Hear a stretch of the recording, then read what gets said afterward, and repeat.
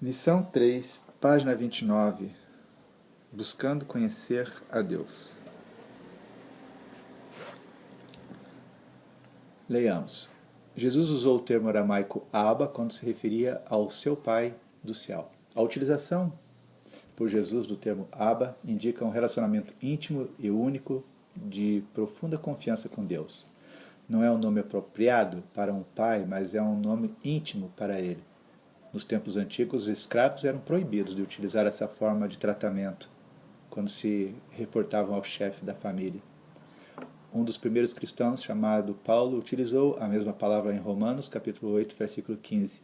Pois vocês não receberam o Espírito que os escravize para novamente temerem, mas receberam o Espírito que os torna filhos por adoção, por meio do qual chamamos Abba Pai. Como um crente em Jesus, você é convidado para ter um relacionamento íntimo com Deus, o Pai. Ele deseja se tornar o seu Pai. Você pode utilizar livremente a frase Abba Pai. Algumas religiões divulgam uma divindade soberana que é fria, distante e raivosa. O cristianismo, ele fala de um Pai amoroso. Sim, ele é 100% justo, mas ao contrário dos deuses pagãos, ele é atencioso e pessoal. Ele tem o melhor para você. Jesus chama você de amigo. Ele diz, já não os chamo servos, porque servo não sabe o que o Senhor faz.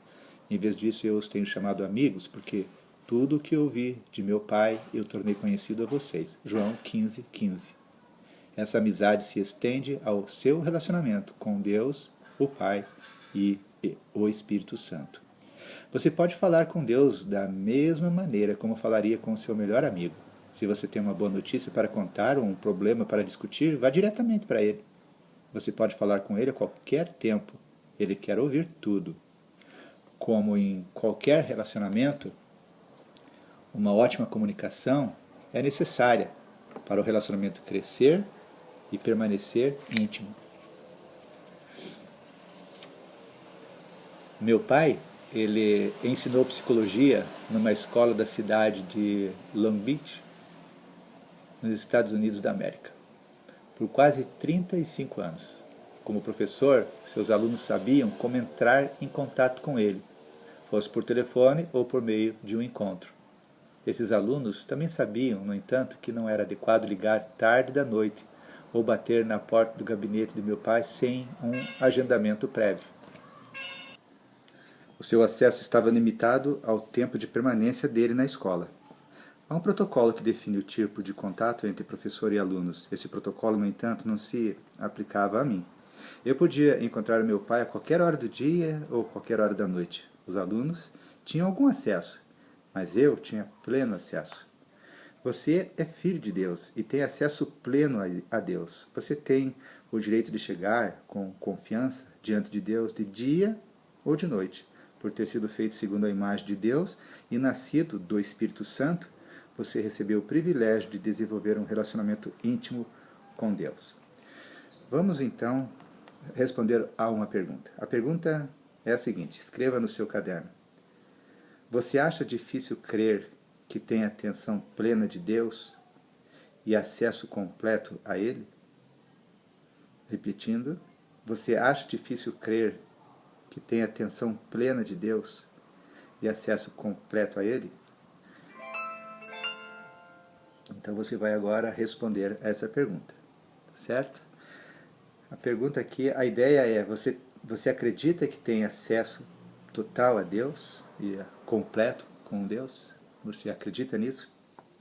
Responda logo a seguir e vamos em frente.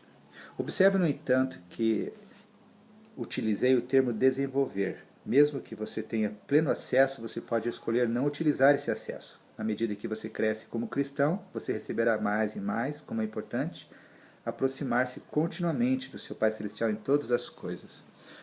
Quanto você mais falar com Deus, mais Ele se revelará a você. Mais Ele revelará também quem Ele é para você. Você se familiarizará com o sussurro constante, que muitas vezes se parece com uma ideia ou impressão que surge em sua mente. E com relação a essas impressões, você sentirá tranquilidade e paz, em vez de temor e dúvida. Assim como conhecemos a voz familiar da mãe e do pai, podemos aprender a ouvir a voz suave de Deus.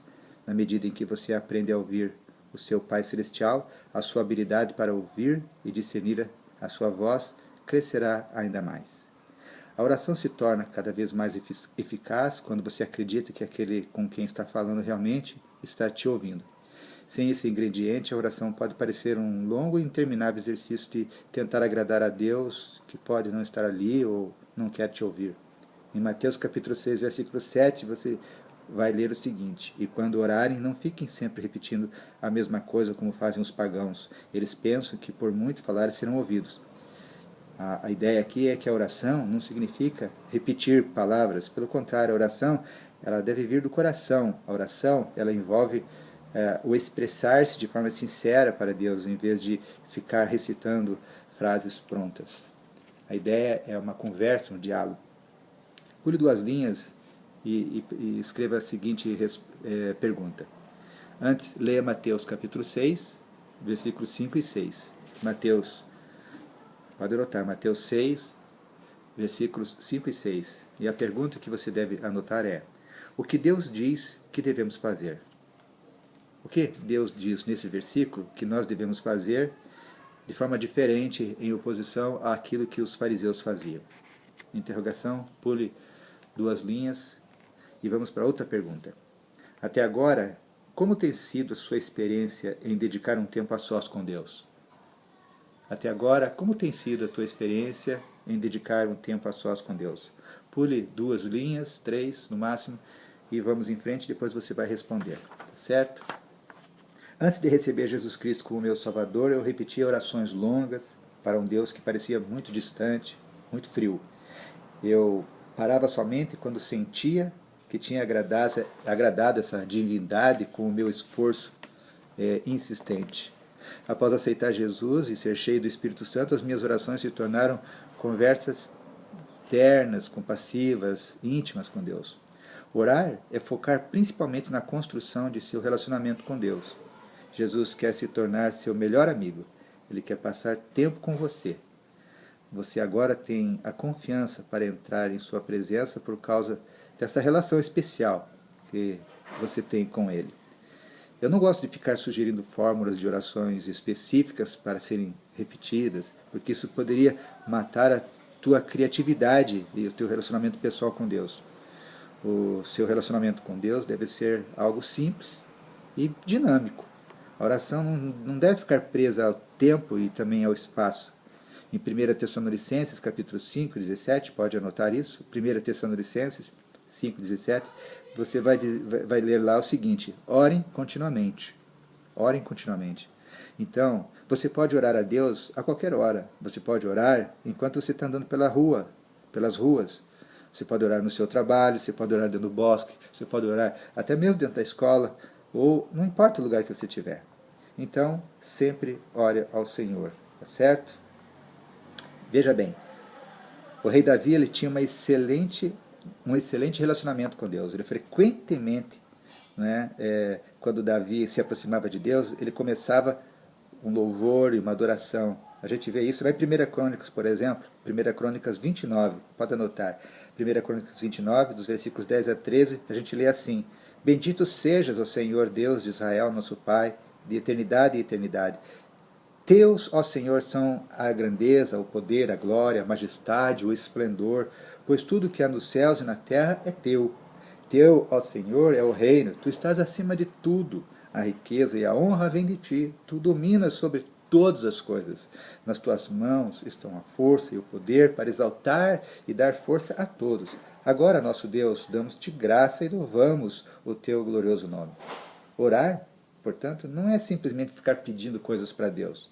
Orar é comunicar-se com o Rei. Trata-se do relacionamento com aquele com quem você irá passar toda a eternidade. Eu recomendo entrar na presença de Deus com louvores, com adoração.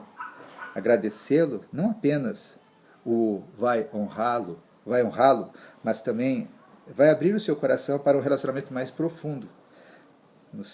Em Salmos 96, versículo 4, nós lemos assim: porque o Senhor é grande e digno de todo louvor, mais temível, ou seja, respeitável do que todos os deuses.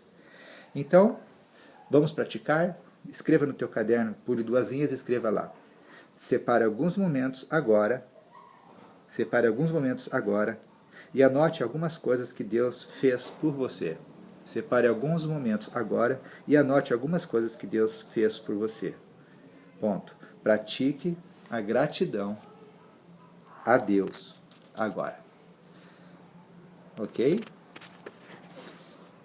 Muito bem. Para que o vídeo não fique muito longo, eu vou dar uma pausa e a gente continua no próximo vídeo.